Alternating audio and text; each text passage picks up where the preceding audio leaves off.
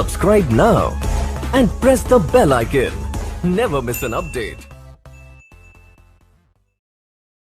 আসসালামু আলাইকুম সবাইকে। আমি তহুরা ল স্পার্কেল থেকে চলে এলাম নতুন একটি ভিডিও নিয়ে। আজ আমরা টর্ক টু দ্য প্রপার্টি নিয়ে আলোচনা করব। চলুন তবে শুরু করা যাক। টর্ক বিভিন্নভাবে হতে পারে। পার্সনের সাথেও হতে পারে, আবার প্রপার্টির সাথেও হতে পারে। প্রপার্টি দুই প্রকার: মুভেবল প্রপার্টি অ্যান্ড ইমমুভেবল প্রপার্টি। যেসব প্রপার্টি সহজেই রিমুভ বা মুভ করা যায় সেগুলোকে মুভেবল প্রপার্টি বলে। যেমন টিভি, চেয়ার, টেবিল, ল্যাপটপ, কার সহ স্ক্রিনে দেখানো সকল কিছুই মুভেবল প্রপার্টি। আবার গাছও একটি মুভেবল প্রপার্টি। এখন অনেকেই বলতে পারেন, গাছ তো মুভ করা যায় না, গাছ কেন মুভেবল প্রপার্টি হবে? আমি প্রথমেই ডেফিনেশন দিতে গিয়ে বলেছিলাম, যেসব প্রপার্টি মুভ অথবা রিমুভ করা যায় সেগুলোই মুভেবল প্রপার্টির আন্ডারে পড়বে। আর আমরা সহজেই গাছকে কাটতে পারি, এজন্য গাছ একটি movable property. Transfer of property act 1882 section 3-এ বলা আছে, ইমমুভেবল প্রপার্টির মধ্যে গ্রোয়িং ক্রপস অর্থাৎ ধান, গম, কাঠের গুঁড়ি এবং ঘাস পড়ে না, অর্থাৎ এগুলোও মুভেবল প্রপার্টি হবে। মুভেবল প্রপার্টির উপর দুইভাবে টর্ট হতে পারে: trespass to goods and trespass to chattels. এ টর্ট হতে হলে কিছু এসেনশিয়াল এলিমেন্টস প্রয়োজন, যেমন the plaintiff must be in possession of goods, অর্থাৎ বাদীকে অবশ্যই প্রপার্টির দখলে থাকতে হবে। টর্টে মালিকানা প্রমাণ করার দরকার নেই, লফুল পজিশন প্রমাণ করলেই যথেষ্ট। There must be direct physical interference with the possession to goods.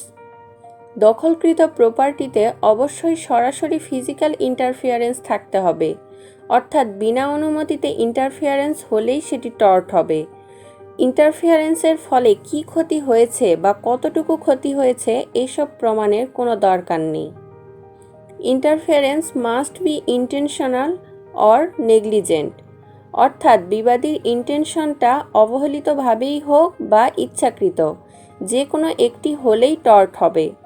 Interference must be unlawful, অবশ্যই ইন্টারফেয়ারেন্সটা বেআইনি হতে হবে। অনুমতিক্রমে কেউ কিছু করলে তা লফুল হবে, সেক্ষেত্রে টর্টের মামলা করা যাবে না। Forms of action for recovering goods. আমরা যদি টর্ট টু দ্য মুভেবল প্রপার্টির শিকার হই, তবে আমরা সেগুলো 3টি উপায়ে রিকভার করতে পারি: রেপ্লিভিন, ট্রোভার অ্যান্ড ডেটিনিউ। বাই রেন্ট যদি কেউ আনলফুল কোনো কাজ করে তবে আমরা রেপ্লিভিনের মামলা করতে পারবো। যেমন, যদি আমি আমার বাসা একটা নির্দিষ্ট সময় পর্যন্ত ভাড়া দেই এবং সেই সময় অতিবাহিত হওয়ার পরও যদি ভাড়াটিয়া তার দখল ছেড়ে না দেয়, তাহলে আমি তার এগেনস্টে রেপ্লিভিনের মামলা করতে পারবো। ট্রোভার, যদি আমার কিছু হারিয়ে যায় এবং অন্য কেউ সেটি খুঁজে পেয়ে আমাকে তা ফিরিয়ে না দেয়, তাহলে আমি ট্রোভারের মামলা করতে পারবো, কারণ সে আমার হারানো বস্তুটি খুঁজে পেয়েছে এবং তার দায়িত্ব ছিল সেটি তার মালিককে ফিরিয়ে দেওয়া। কিন্তু যদি সে এটি না করে, তবে আমি তার এগেনস্টে মামলা করতেই পারি। ডেটিনিউ। ডেটিনিউ মানে আটক করে রাখা। সাধারণত পশু পাখির ক্ষেত্রে এ ঘটনা লক্ষ্য করা যায়। উদাহরণস্বরূপ, আমার একটি ছাগল অন্যের ধান ক্ষেতের ধান খেয়ে ফেলেছে এবং ধান ক্ষেতের মালিক আমার ছাগলকে আটক করে রেখেছে। এখন যদি আমি ধান ক্ষেতের মালিককে তার পর্যাপ্ত ক্ষতিপূরণ দেওয়ার পরও আমার ছাগলটিকে ফিরিয়ে না দেয়, তবে আমি তার এগেনস্টে ডেটিনিউয়ের মামলা করতে পারবো। আবার ধরুন, আপনি টেইলরকে একটি জামা তৈরি করতে দিয়েছেন। তাকে তার মজুরি দেওয়ার পরও যদি সে আপনার জামাটি রিটার্ন না দেয়, তবে আপনি তার এগেনস্টে ডেটিনিউয়ের মামলা করতেই পারেন। অর্থাৎ বিবাদীর উচিত বাদীর প্রপার্টি ফেরত দেওয়া, কিন্তু সে তা করছে না। এমন অবস্থায় আমরা এই মামলাগুলো করতে পারব। Defence to an action for trespass. বিবাদীর পক্ষ থেকে মূলত এসব প্রতিরক্ষা হতে পারে: self defence or defence of the property, বাদী প্রমাণ করতে পারে এটি সে আত্মপ্রতিরক্ষার স্বার্থে করেছে বা তার নিজ প্রপার্টি সেভ করার চেষ্টা করেছে। Exercise of wands absolute or relative rights, অর্থাৎ যার উপর অভিযোগ আনা হয়েছে সে বলতে পারে ওই প্রপার্টিতে তার অ্যাবসোলিউট রাইট রয়েছে, যার কারণে সে ওই প্রপার্টিতে সে রাইট এক্সারসাইজ করেছে। ওবিডিয়েন্ট টু এ লিগ্যাল অথরিটি, বিবাদী যদি প্রমাণ করতে পারে যে তার প্রপার্টিতে লিগ্যাল অথরিটি রয়েছে তবে এটি একটি গুরুত্বপূর্ণ ডিফেন্স হতে পারে। Negligence or wrongful act of plaintiff himself, অর্থাৎ বাদীর পক্ষ থেকে যদি কোনো অবহেলা বা রংফুল অ্যাক্ট থেকে থাকে তবে সে অন্যকে লায়াবল করতে পারবে না। এরকম একটি প্রিন্সিপাল আমরা জেনারেল ডিফেন্সে পড়েছি। এটি একটি গুরুত্বপূর্ণ ডিফেন্স হতে পারে। রিক্যাপশন, বিবাদী দাবি করতে পারে যে সে তার প্রপার্টি পুনরুদ্ধার করার চেষ্টা করেছে। জাস থেরি, এটি একটি গুরুত্বপূর্ণ ল্যাটিন ম্যাক্সিম যার দ্বারা রাইট অফ দ্য থার্ড পার্টিকে বোঝায়, অর্থাৎ প্লেইন্টিভ ডিফেন্ডেন্ট ব্যতীত যদি তৃতীয় পক্ষের সে প্রপার্টিতে রাইট থাকে তবে তাকে জাস থেরি বলে। রেমিডিস, এ টর্ট সংগঠিত হলে আমাদের কিছু রেমেডি পাওয়ার পসিবিলিটি রয়েছে। সেগুলো হলো recaption, order for the restoration of property, suit for the damage. Recaption extra judicial রেমেডির আন্ডারে পড়ে। টর্ট লয়ের রেমেডি সাধারণত দুই প্রকার, judicial remedy and extra judicial remedy. যে রেমেডি আদালতের মামলার মাধ্যমে পাওয়া যায় তা জুডিশিয়াল রেমেডি, অ্যান্ড যে রেমেডি বাদী বিবাদী আলোচনার মাধ্যমে একে অপরের সমস্যার মীমাংসা করতে পারে সেটি এক্সট্রা জুডিশিয়াল রেমেডি। রিক্যাপশন বলতে এখানে অ্যানিমেল গুডস যদি কেউ আটক করে রাখে তাহলে আমরা একে অপরের সাথে কথা বলে বা আলোচনা সাপেক্ষে ক্ষতিপূরণ প্রদানের মাধ্যমে তা ছাড়িয়ে আনতে পারি, অথবা order for restoration of property, এটি জুডিশিয়াল রেমেডি, অর্থাৎ আদালতের মাধ্যমে যে প্রপার্টি ক্ষতি হয়েছে বা বেদখল হয়েছে উক্ত প্রপার্টি ফিরিয়ে আনা। আবার স্যুট ফর দ্য ড্যামেজ, এটিও জুডিশিয়াল রেমেডি, আদালতের মাধ্যমে যা ক্ষতি হয়েছে তার ক্ষতিপূরণ অর্থাৎ অর্থ আদায় করতে পারি। যাদুনাথ দানপুত শ্রীপতি ভার্সেস হারিকার, এই কেসে বিবাদী বাদীর জমিতে রংফুলি এন্ট্রি নেয় এবং বাদীর জমি থেকে তার সকল ফসলাদি কেটে নিয়ে যায়। এজন্য বাদী বিবাদীর বিরুদ্ধে মামলা করে এবং বিবাদী ট্রেসপাসের সাথে সাথে মুভেবল প্রপার্টির জন্য দায়ী হন।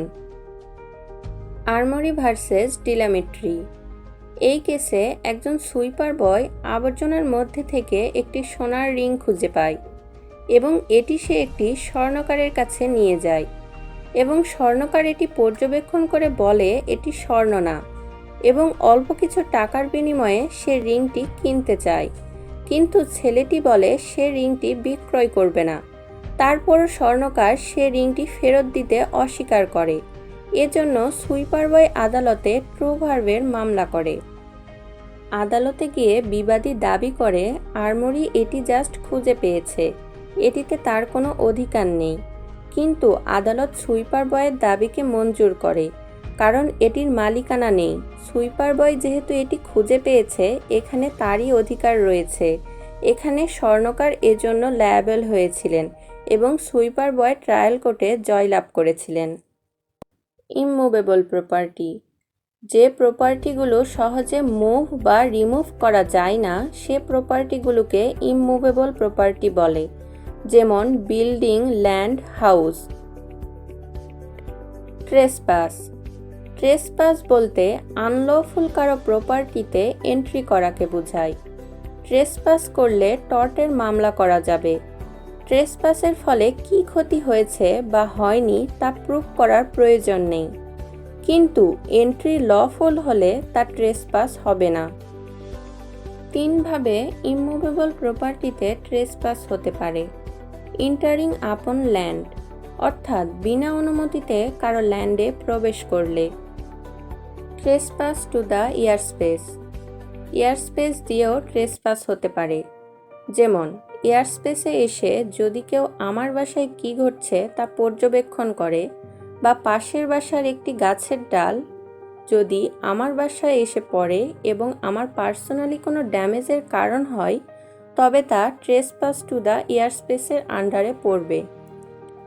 Trespass to the ground বেনেথ the surface, অর্থাৎ মাটির নিচ দিয়ে প্রবেশের মাধ্যমেও ট্রেসপাস হতে পারে। যেমন মাটির নিচে সুড়ঙ্গ করে যদি কেউ কারো প্রপার্টিতে এন্ট্রি করে, তাহলে তা এ ট্রেসপাসের আন্ডারে পড়বে। কন্টিনিউয়াসিং ট্রেসপাস। কন্টিনিউয়াসিং ট্রেসপাস বলতে বোঝায় কেউ যদি আনলফুল কোনো প্রপার্টিতে এন্ট্রি নেয় এবং এন্ট্রি নেওয়ার পর থেকে রংফুল কাজ করে, তবে তা কন্টিনিউয়াসিং ট্রেসপাস হবে। যেমন স্ক্রিনে আমরা দেখতে পাচ্ছি একজন ব্যক্তি গেটের তালা ভেঙে প্রবেশ করছে এবং তারপর বাসার মূল্যবান সামগ্রী চুরি করে পালিয়ে যাচ্ছে। এখানে এন্ট্রিটাও ইল্লিগাল এবং তারপর চুরি করাও ইল্লিগাল, অর্থাৎ এটি একটি কন্টিনিউয়াসিং ট্রেসপাস। ট্রেসপাস অ্যাব ইনিশিও। ট্রেসপাস অ্যাব ইনিশিও বলতে বোঝায় প্রথমে এন্ট্রিটা লফুল হবে, অর্থাৎ অনুমতিক্রমেই প্রবেশ করবে, কিন্তু প্রবেশের পর যদি কিছু চুরি করে বা কোনো ইল্লিগাল কাজ করে, তবে তা ট্রেসপাস অ্যাব ইনিশিও। স্ক্রিনে আমরা দেখতে পাচ্ছি একটি বার্থডে পার্টি সেলিব্রেট হচ্ছে এবং সবাই অনুমতিক্রমেই পার্টিতে এন্ট্রি নিয়েছে, কিন্তু একজন যে কিনা লফুল এন্ট্রি নিয়েও কিছু জিনিস চুরি করে পালিয়ে যাচ্ছে, এবং এ ব্যক্তির কাজটি হলো ট্রেসপাস অ্যাব ইনিশিও, অর্থাৎ এন্ট্রি লফুল হবে, তারপর ইল্লিগাল কাজ সংঘটিত হবে। তাহলে কন্টিনিউয়াসিং ট্রেসপাস এবং ট্রেসপাস অ্যাব ইনিশিওর মধ্যে মূল পার্থক্য হলো কন্টিনিউয়াসিং ট্রেসপাসে এন্ট্রিও আনলফুল এবং পরবর্তী কর্মকাণ্ডও আনলফুল, আর ট্রেসপাস অ্যাব ইনিশিওতে হচ্ছে এন্ট্রি লফুল কিন্তু পরবর্তী কর্মকাণ্ড আনলফুল। যদি কেউ ট্রেসপাস টু ইমুভেবল প্রপার্টির মামলায় জড়িয়ে পড়েন, তবে বিবাদীর পক্ষ থেকে কি কি ডিফেন্স হতে পারে তা জেনে নিন। লিভ অর লাইসেন্স, অর্থাৎ বিবাদী দাবি করতে পারে আমি অনুমতিক্রমেই কাজটি করেছি। প্রেসক্রিপশন, এটি একটি গুরুত্বপূর্ণ টার্ম। মনে করুন জমির মালিক জমিতে থাকে না, অন্য একটি ব্যক্তি সে জমি দখল করে আসছে দীর্ঘ 12 থেকে 20 বছর ধরে। হঠাৎ যদি জমির মালিক এসে সে ব্যক্তির উপর ট্রেসপাস টু ইমুভেবল প্রপার্টির মামলা করে, তবে বিবাদী ডিফেন্স হিসেবে বলতে পারে যে আমি দীর্ঘ 12 থেকে 20 বছর যাবৎ এ জমি দখল করছি, এতদিন কেউ বাধা দেয়নি, সুতরাং এ জমিতে আমার অধিকার রয়েছে। দখলকারীর এই ক্লেমটাকেই প্রেসক্রিপশন বলে। অথরিটি অফ ল, কেউ লিগ্যাল অথরিটি দিয়ে প্রবেশ করলে তার ট্রেসপাস হবে না। Re-entry on land or recapture of চ্যাটেলস, যদি কোনো অ্যানিমেল ভুল করে কারো প্রপার্টিতে ঢুকে পড়ে, তাহলে তাকে বের করে আনতে প্রথমবার কারো প্রপার্টিতে এন্ট্রি করলে তার ট্রেসপাস হবে না, তবে বারবার প্রবেশ করলে তার ট্রেসপাস হবে। Private defence and act of necessity, আত্মরক্ষার স্বার্থে বা প্রয়োজনের তাগিদে যদি কেউ কারো প্রপার্টিতে এন্ট্রি নেয়, তবে তার ট্রেসপাস হবে না। অ্যাবাটমেন্ট অফ নয়সেন্স, মনে করুন আপনার পাশের বাসায় কেউ উচ্চস্বরে গান বাজনা বাজিয়ে পার্টি করছে, এতে আপনার পার্সোনালি অনেক ক্ষতি হচ্ছে, যার কারণে আপনি তার প্রপার্টিতে এন্ট্রি নিয়ে সে গান বাজনাটিকে বন্ধ করে দিয়ে আসলেন। এই এন্ট্রি নেওয়াটা ট্রেসপাসের আন্ডারে পড়বে না, এটি অ্যাবাটমেন্ট অফ নয়সেন্স। এই ছিল আমার আজকের ভিডিওতে। চলে আসবো আবারও কোনো পরবর্তী টপিক নিয়ে। এ পর্যন্ত সকলে ভালো থাকবেন, সুস্থ থাকবেন। আল্লাহ হাফেজ।